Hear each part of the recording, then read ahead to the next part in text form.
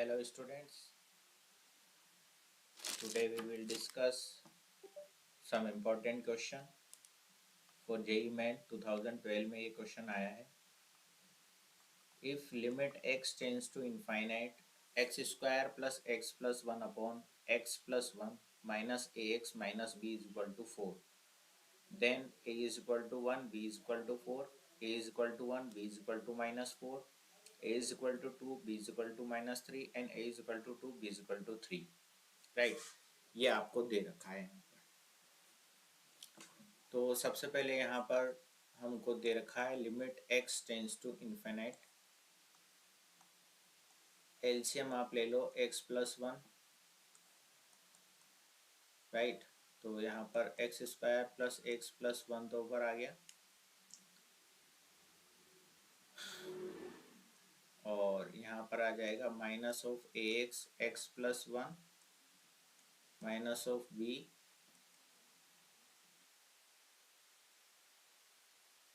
X plus 1, right. और ये is equal to 4. ठीक है भैया, एक्स प्लस 1 इससे भी मल्टीप्लाई हो जाएगा और इससे भी मल्टीप्लाई हो जाएगा. ठीक है.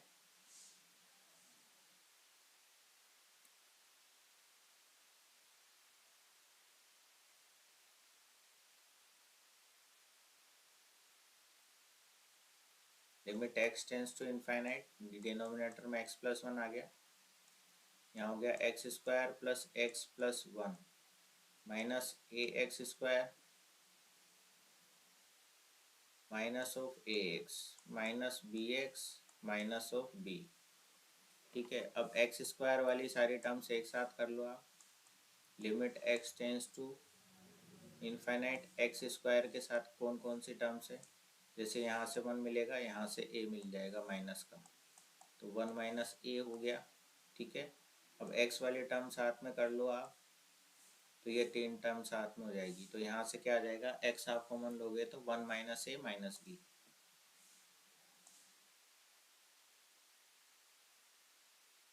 ठीक है.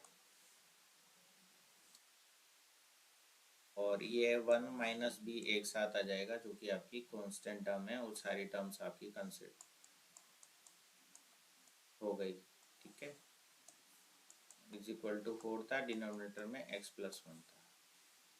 ठीक है. अब न्यूमरेटर और डिनोमिनेटर की पावर आपको सेम करनी है. तो न्यूमरेटर और डिनोमिनेटर की पावर को सेम करने के लिए आप क्या कर दोगे, एक्स स्क्वायर का जो कोफिशिएंट है उसको 0 करोगे. ठीक है. यानी कि 1 माइनस ए को 0 के इक्वल करना पड़ेगा, यानी कि ए की वैल्यू यहाँ से आपके पास क्या आ जाएगी, 1 आ जाएगी. ठीक है. तो यहाँ न्यूमरेटर और डिनोमिनेटर की पावर को सेम करने के लिए आपको ये चीज़ करनी पड़ेगी, तभी जा कर के ये एग्जिस्ट करेगा और ये वैल्यू आपको 4 मिलेगी, फाइनाइट वैल्यू. तो हमको क्या करना पड़ेगा, एक्स स्क्वायर का जो कोफिशिएंट है उसको 0 के इक्वल करना पड़ेगा, यानी कि 1 माइनस ए को आप 0 के इक्वल करोगे तो ए की वैल्यू आपको 1 मिल जाएगी. ठीक है. सो अब यहाँ पर आप जो है आगे नेक्स्ट स्टेप, तो यहाँ पर आ जाएगा limit x tends to infinite. Denominator में तो x प्लस 1 आ गया इज इक्वल टू 4 आ गया. ठीक है. यहाँ पे आ जाएगा आपका x 1 minus a 1 minus a minus b plus 1 minus b. ठीक है ना. क्योंकि हमने क्या करा था, एक्स स्क्वायर का कोफिशिएंट को हमने 0 करा था, तो 1 माइनस ए जो है वो 0 के इक्वल हो गया था, तो ए की वैल्यू हमको 1 मिल गई थी और हमने फिर उसको हटा दिया उस टर्म को, तो हमको ये वैल्यू मिली है. ठीक है. अब हमको इसको क्या करना है, एल हॉस्पिटल रूल लगा दो आप यहाँ पर. तो आप एल हॉस्पिटल रूल लगाने पर पाओगे कि डिनोमिनेटर में तो आपको 1 मिल जाएगा, क्योंकि x का डिफरेंशिएशन 1 होता है, कांस्टेंट का 0 होता है.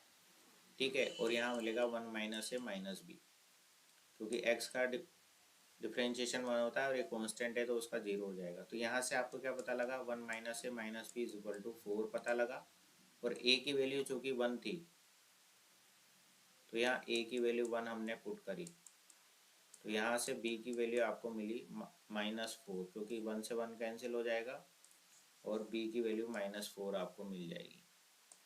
सो यहाँ पर आपका जो है ऑप्शन देख लो, बी करेक्ट होगा, ए की वैल्यू 1 और बी की वैल्यू -4, राइट। तो इस तरीके से इस क्वेश्चन को आपको सॉल्व करना है। आई होप ये क्वेश्चन आपको समझ में आया होगा। अगर समझ में आया है तो वीडियो को लाइक करें, अपने दोस्तों के साथ शेयर करें, और चैनल पर नए हैं तो चैनल को सब्सक्राइब।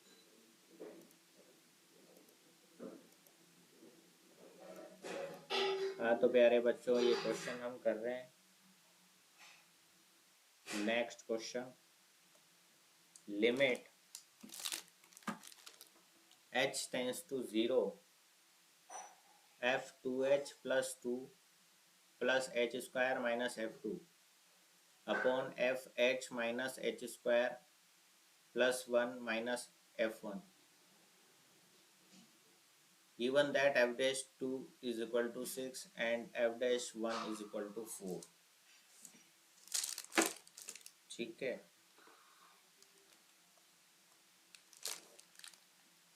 ऑप्शन ए आपको यहाँ दिया हुआ है, does not exist. Option b दिया हुआ है आपको is equal to -3/2। Option c आपको दे रखा है is equal to 3/2 and option d आपको दे रखा है is equal to 3, right. So यहाँ पर लिमिट h टेंस टू आपको 0 दिया हुआ है। एल हॉस्पिटल रूल आप लगा दो यहाँ पर, ठीक है। तो यहाँ पर जब आप h की जगह 0 रखते हो तो ये आपकी क्या बन रही है, 0/0 फॉर्म बन रही है, इसलिए हम क्या लगा रहे हैं, एल हॉस्पिटल रूल लगा रहे हैं। तो f'2h + 2 + h², और ये जो यहाँ ब्रैकेट में लिखा हुआ है इसका भी आप डिफ्रेंशिएशन करोगे h के रेस्पेक्ट में, तो 2 + 2h आपको मिलेगा, ठीक है, -0, क्योंकि ये कांस्टेंट है तो इसका डिफ्रेंशिएशन क्या हो जाएगा, 0 हो जाएगा। सिमिलरली यहाँ क्या आ जाएगा, f'(h - h² + 1 - 2h, इसका चेन रूल से डिफ्रेंशिएशन करेंगे और ये आपका हो जाएगा 0। अब h की जगह यहाँ 0 रखोगे आप तो यहाँ मिलेगा f'2 और 2 आपको यहाँ मिल जाएगा क्योंकि h की जगह यहाँ 0 रख रहे हो, और यहाँ मिलेगा f'1 और यहाँ पर आपको मिलेगा 1 मल्टीप्लाई का। सो 2 × f'2 की वैल्यू आपकी है 6 और f'1 की वैल्यू है आपकी 4। तो इससे ये कटा 2 टाइम्स और इससे ये कटा 3 टाइम्स, यानी कि आपके पास आंसर क्या आ गया, 3। ऑप्शन डी जो है वो करेक्ट आंसर है इस गिवन क्वेश्चन के लिए, ठीक है प्यारे बच्चों। Next question,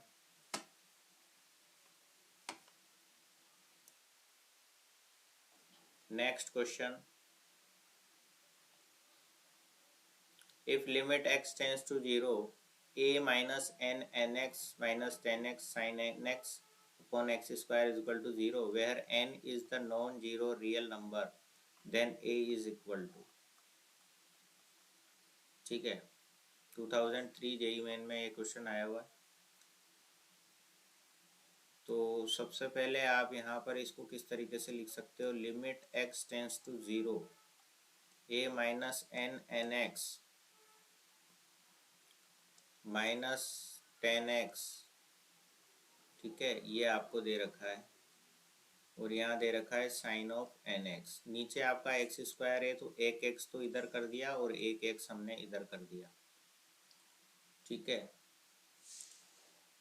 is equal to ये 0 दे रखा है। तो n से आपने ऊपर नीचे यहाँ मल्टीप्लाई कर देना है, ताकि ये वाली ब्रैकेट पे जब आप ये लिमिट x टेंस टू 0 लगाओगे तो ये तो बन जाएगा 1, ठीक है। तो एक n तो कांस्टेंट है ये वाला, इसको मैंने बाहर कर दिया, इज इक्वल टू इधर 0 है ही सरी, और ये यहाँ पर लिमिट x टेंस टू 0, ये x इसके नीचे डिवाइड होगा तो ये a minus n into n आ जाएगा, x से x कैंसिल हो जाएगा, -10x/x आ जाएगा, ठीक है। तो अब आप देखो लिमिट x टेंस टू 0 जब यहाँ लगेगा तो ये भी 1 हो जाएगा, तो ये हो गया a minus n into n, right, और -1 इज इक्वल टू 0, ठीक है। तो अब यहाँ से आपको क्या मिलेगा, n तो 0 में चला जाएगा, इस वाली पूरी टर्म को आप 0 करो तो ये क्या आ जाएगा, a minus n into n minus 1 is equal to 0, तो यहाँ से आप लिख सकते हो a minus n into n is equal to 1। So a minus n is equal to 1 upon n. So a is equal to n plus 1 upon n. ये आपका answer आ जाएगा। ठीक है, ऑप्शन देखो यहाँ पर n into 1 upon n plus 1 upon n. ठीक है, तो इस तरीके से इस क्वेश्चन को सॉल्व करना है। बहुत ही आसान सवाल था ये। क्या करा, सबसे पहले अपन ने ये एक्स स्क्वायर था तो एक एक्स यहाँ लिख दिया, एक एक्स यहाँ लिख दिया। ठीक है, और बाकी टर्म आपने एज इट इज लिख दी। ठीक है, यहाँ एन एक्स था इसलिए एन से अपन ने न्यूमरेटर डिनोमिनेटर में मल्टीप्लाई कर दिया। ये वाली टर्म आपकी क्या हो जाएगी, लिमिट एक्स टेंस टू 0 से ये वाली टर्म 1 बन जाएगी। इस एन को आपने आगे ले लिया और इन दोनों पर लिमिट लगा दी और x से दोनों को डिवाइड कर दिया। ये वाली टर्म भी आपकी 1 बन जाएगी जब लिमिट x टेंस टू 0 इस पर आएगा। ठीक है, यहाँ पर x की कोई टर्म नहीं है इसलिए ये एज इट इज आ जाएगी। ये n तो आपका चला गया 0 में, फिर इस टर्म को आपने किया 0 के इक्वल, राइट। देन इसको फर्दर सॉल्व करने के बाद हमको a की वैल्यू मिल गई यहाँ पर। ठीक है, next question we will discuss here. सो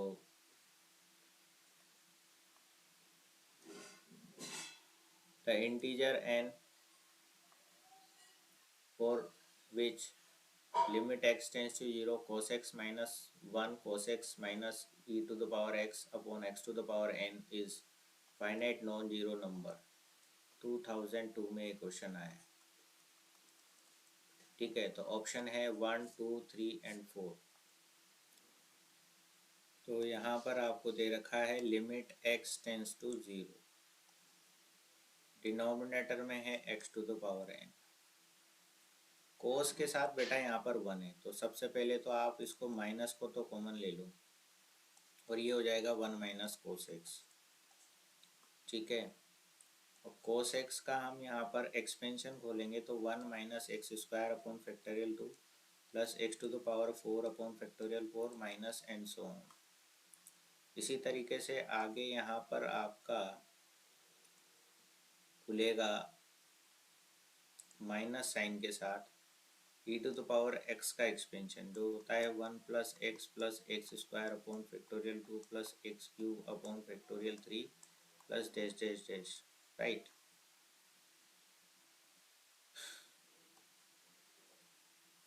अब कोस के साथ 1 है तो ये क्या हो जाएगा आपका, आप जानते हो कोस के साथ 1 होता है तो ये क्या हो जाता है 2 साइन स्क्वायर एक्स बाई 2 और नीचे तो x to the power n आएगा ही आएगा।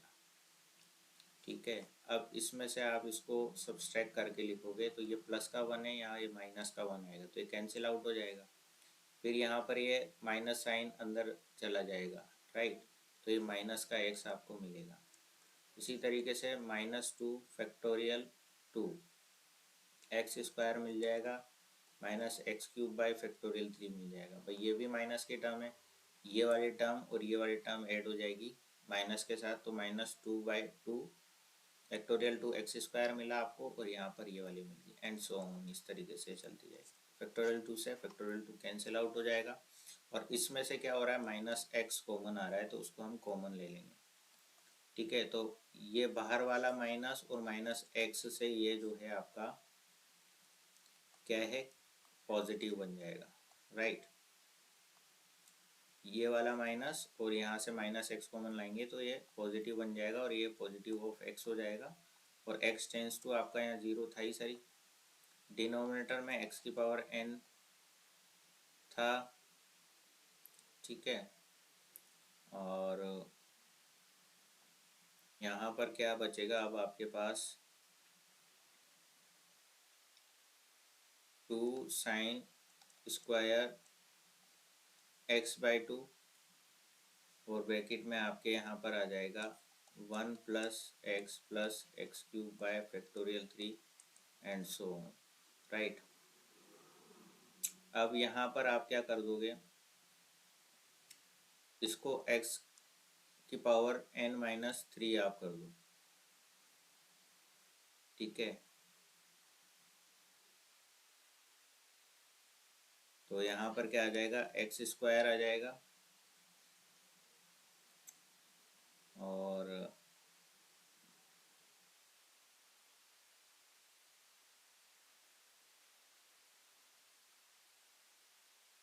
एक एक्स और आ जाएगा यहाँ पर। भाई ये तीनों को ऐड कर दोगे, भाई बेस सेम है तो पावर ऐड हो जाएगी ना, तो ये इस तरीके से हमने इसको सेट कर दिया। तो इस एक्स से तो ये एक्स कैंसिल हो जाएगा, ठीक है। और ऊपर नीचे आप यहाँ 4 से डिवाइड कर दो, ताकि इस साइन स्क्वायर एक्स बाई 2 का भी कार्यक्रम हम सेट कर देंगे यहाँ पर। कैसे कर देंगे वो हम यहाँ देख लेते हैं। सबसे पहले हमने यहाँ बच्चों क्या करा था, भाई इसमें से x की पावर n था ना यहाँ पर, तो मैंने x की पावर -3 और x की पावर +3 ऐसे कर लिया। तो इन दोनों को एक साथ कर लिया और इसको एक साथ अलग से कर दिया, ठीक है ना। तो एक्स स्क्वायर एक साथ कर दिया, इस x से तो ये x कैंसिल हो गया और ये एज इट इज़ रह जाएगा। अब देखो यहाँ पर क्या आ रहा है, twice of sine x by 2 है ना, और x बाई 2 इसका स्क्वायर, समझ रहे हो, यहाँ आएगा ये ब्रैकेट, ठीक है। ये वाला ब्रैकेट और ये वाला ब्रैकेट एक साथ कर दिया हमने, ठीक है। इधर ये 4 बचा हुआ है और इधर ये ब्रैकेट में 1 + x cube by factorial 3 and so on ये आ रहा है, ठीक है। तो हमारा क्या कौन कौन सा ब्रैकेट कवर हो गया, अभी एक बार और मैं यहाँ से बता देता हूँ आपको। ये तो आपने सेट कर ही लिया, ठीक है, ऐसे एडजस्ट करके।